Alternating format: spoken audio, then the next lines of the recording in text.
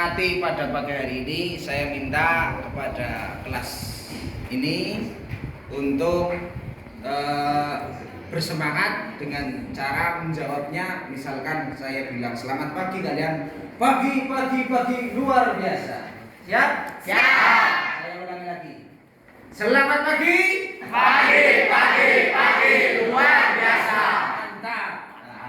Pada pagi hari ini saya akan memberikan materi mengenai wawasan kebinaan global untuk para siswa, yang mana wawasan global ini perlu kalian tahu dan perlu kalian pahami bahwasanya kita sebagai siswa harus tahu wawasan global, kebinekaan global itu seperti apa dan penerapannya serta prakteknya di sekolah itu seperti apa, karena kalian adalah siswa.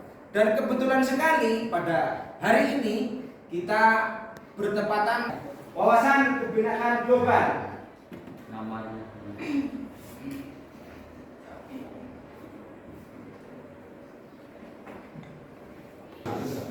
Apa itu kebinekaan global? Kebinekaan global adalah berkebinekaan, artinya pelajar Indonesia mempertahankan budaya luhur, lokalitas dan identitasnya, dan tetap berpikiran terbuka dalam berinteraksi dengan budaya lain. Yang mana perlu kalian ketahui bahwa berkebinekaan global itu sebagai seorang pelajar Indonesia itu harus bisa menerima dan harus bisa menghayati serta berloyal kepada kebudayaan yang ada di Indonesia maupun yang ada di seluruh dunia.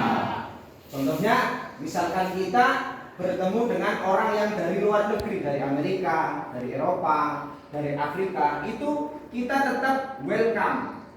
Welcome itu selamat datang untuk menerima dan menyambut mereka dengan tangan terbuka. Seperti itu. Jadi kebinekaan global itu mencakup keseluruhan, bukan hanya di Indonesia saja, tetapi untuk seluruh dunia. Yang mana masing-masing dari kita, entah itu dari Amerika, Eropa, Afrika, dan dari negara manapun, kita itu mempunyai budaya kita masing-masing. Tetapi kita jangan sampai membedakan.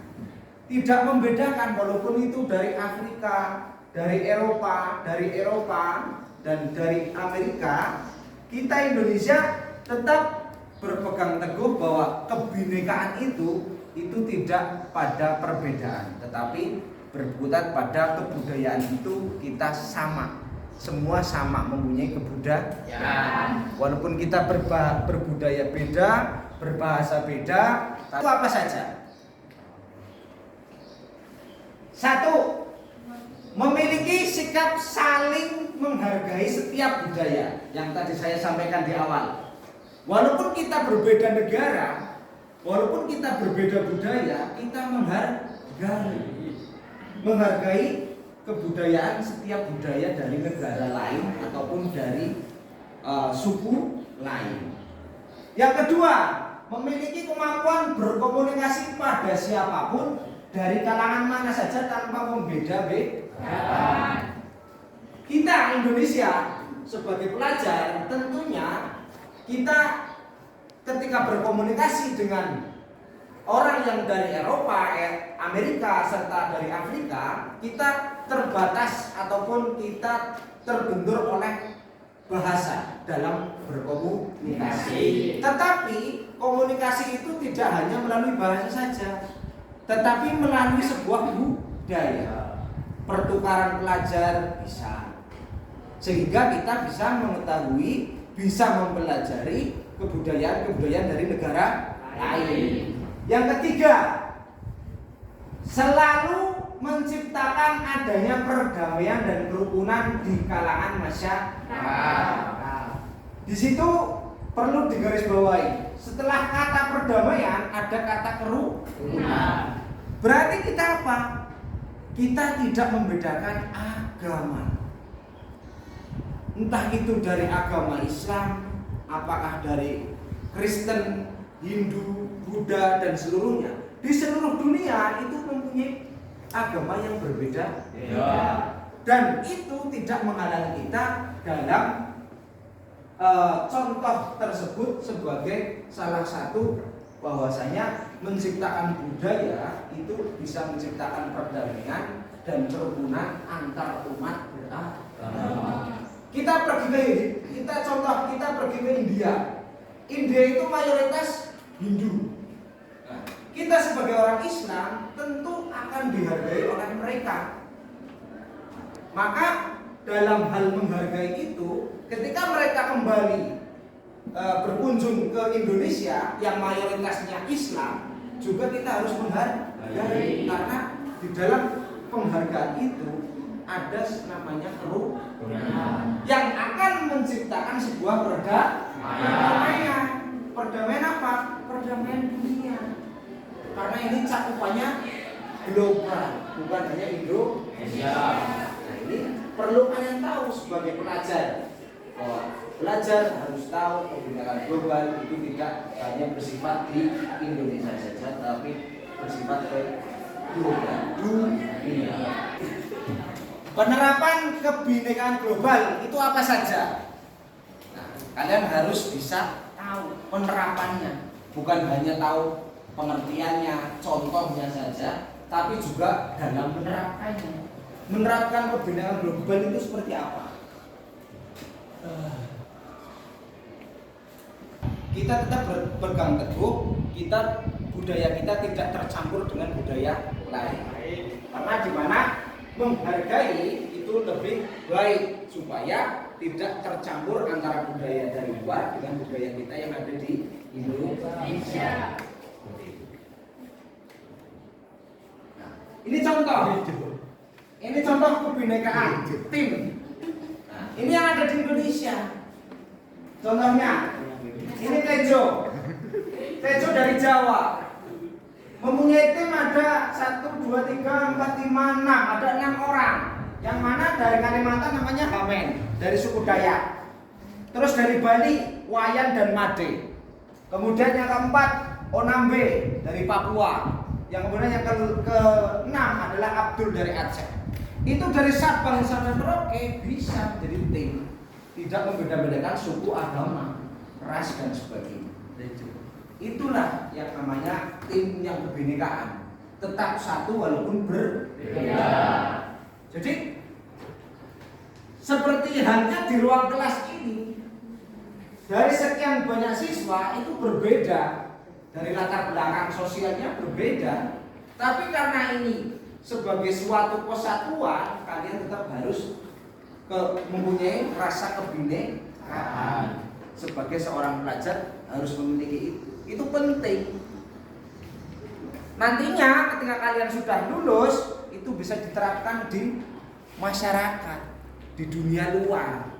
Ketika kalian bertemu dengan orang yang dari Papua, dari Aceh, dari Bali, dari Kalimantan, dari Sulawesi dan sebagainya, kalian akan menjadi tim dan tidak akan menjadi sebuah batasan kita terbatas oleh kebinekaan, tapi justru kita berbaur supaya menjadi sebuah kebinekaan. Aplikasikan itu cara menerapkannya. 1. Siswa SMP Kristen berkunjung ke SMP Muhammadiyah. Itu kan sudah lintas agama.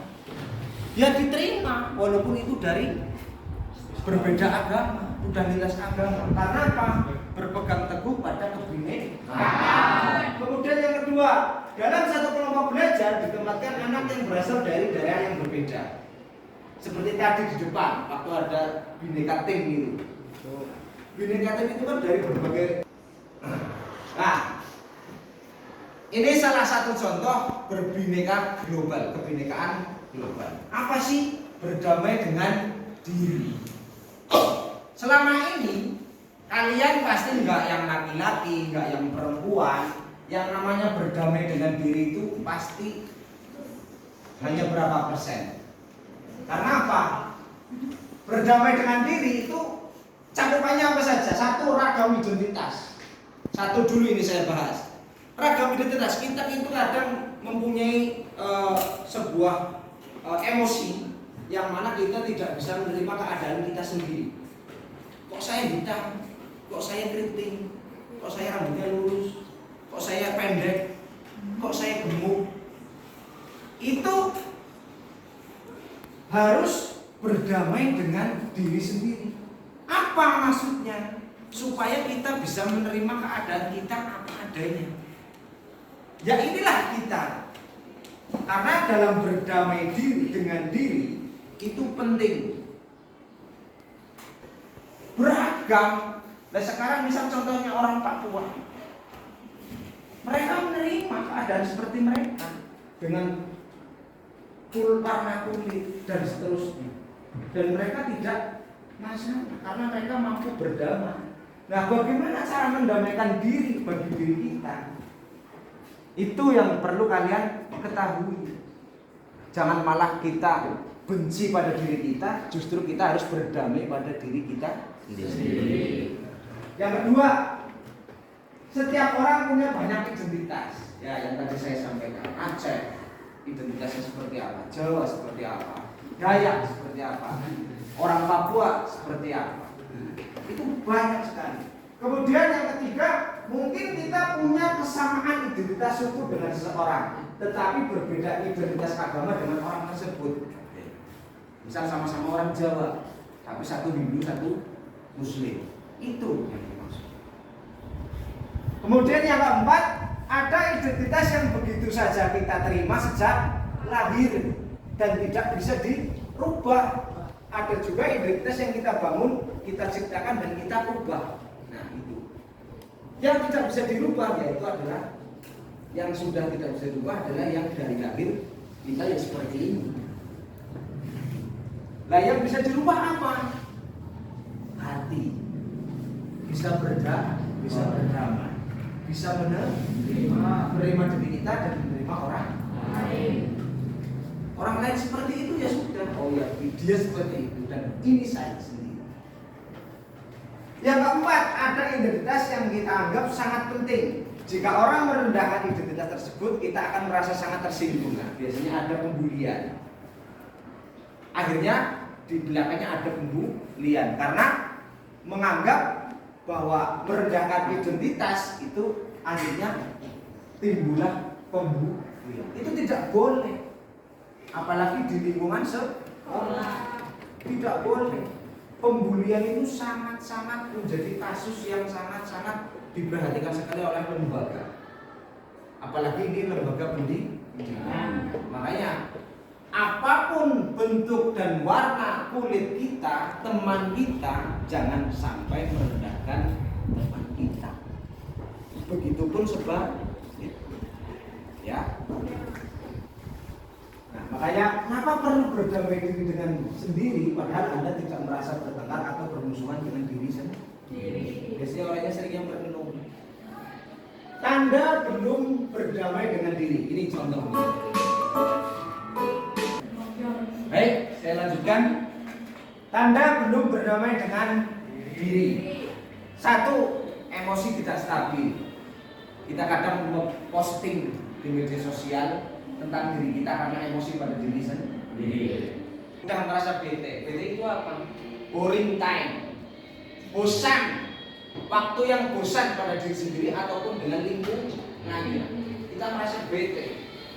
Jangan sampai seperti itu. Kalau kalian pernah seperti itu, berarti itu tanda belum berdamai dengan diri sendiri. Ketiga, terlalu ikut campur dengan urusan orang lain. Nah, ini sering ini bagi pelajar. Biarlah, itu malah salahnya teman kamu. Kamu hanya bisa mensupportnya supaya cepat selesai masa. Tidak usah ikut campur. Kamu ini. Kamu harus seperti ini. Tidak boleh. Itu masalahnya teman kamu. Tidak perlu ikut campur apalagi itu masalah keluarga. Tidak boleh. Kemudian yang keempat, ini kepo yang berlebihan. Kepo yang berlebihan itu salah satu tanda berarti belum berdamai dengan diri sendiri.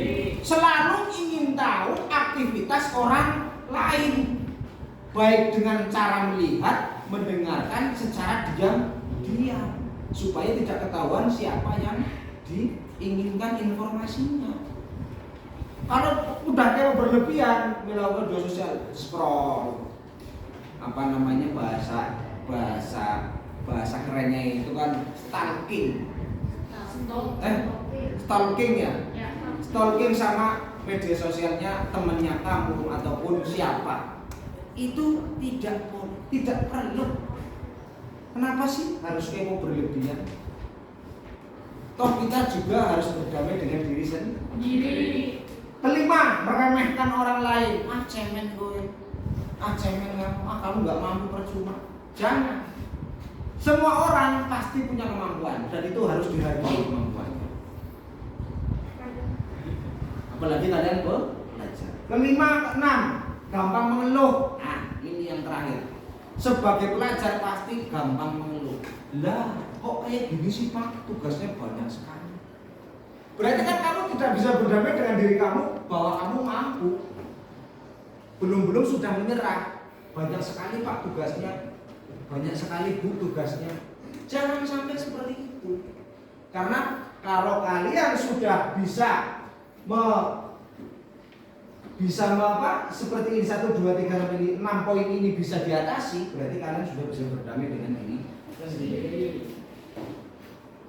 Apa itu ya? Keluarga ya banyak.